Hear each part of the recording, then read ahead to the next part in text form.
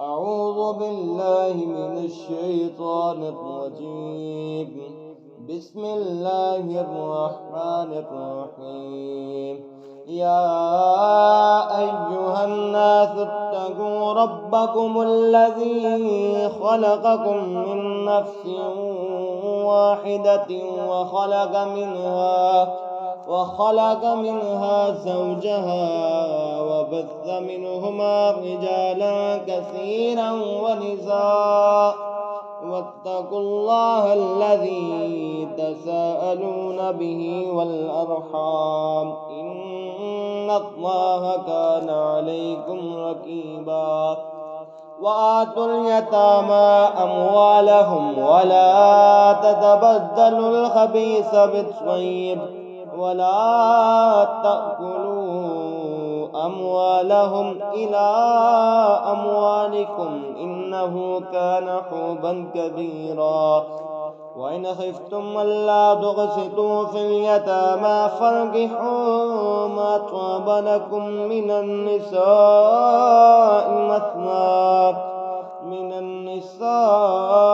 مثنى وثلاث ورباع، فإن خفتم ألا تعدلوا فواحدة أو ما ملكت أيمانكم ذلك أدنى ألا تعولوا. وآتوا النساء صدقاتهن نحلة، فإن طبن لكم عن شيء منه نفسا فكلوه هنيئا مريئا. ولا تؤتوا السفهاء أموالكم التي جعل الله لكم قياما وارزقوهم فيها واكسوهم وقولوا لهم قولا معروفا. وابتلوا اليتامى حتى إذا بلغوا النكاح، فإن آنستم منهم رشدا فادفعوا إليهم أموالهم ولا تأكلوها إسرافا وبدارا أن يكبروا. ومن كان غنيا فليستعفف ومن كان فقيرا فليأكل بالمعروف. فإذا دفعتم إليهم أموالهم فأشهدوا عليهم وكفى بالله حسيبا.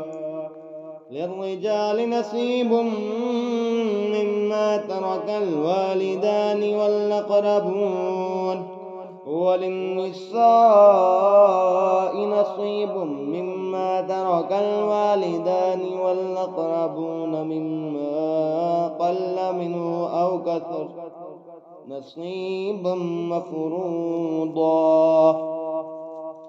وإذا حضر القسمة أولو القربى واليتامى والمساكين فارزقوهم منه وقولوا لهم قولا معروفا.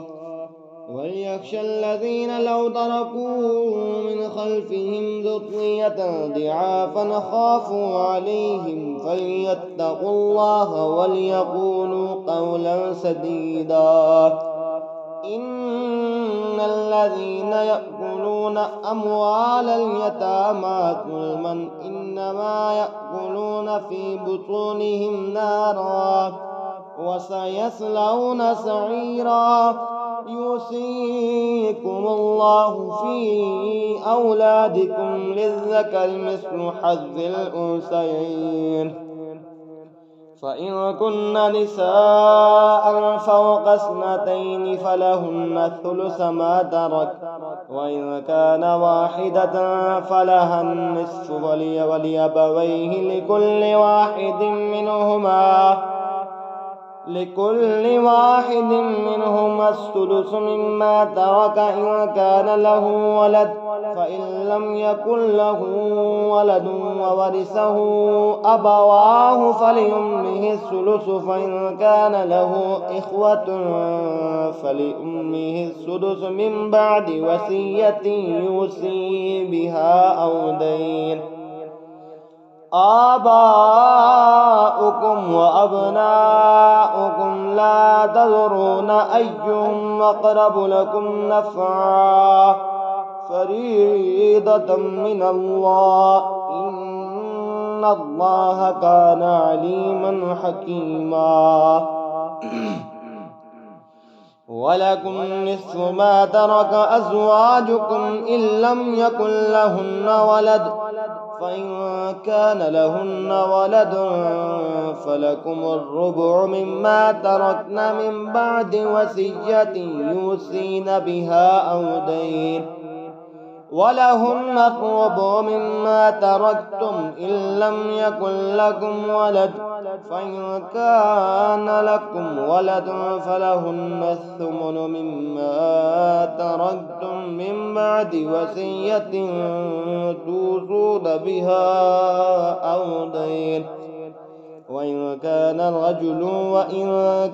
رجل يورث كلالة أو امرأة وله أخ أو أخت فلكل واحد منهما السدس، فإن كانوا أكثر من ذلك فهم شركاء في الثلث من بعد وصية يوصى بها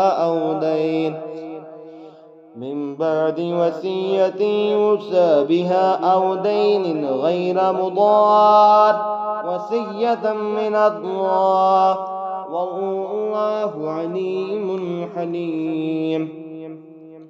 تلك حدود الله، ومن يطع الله ورسوله يدخله جنات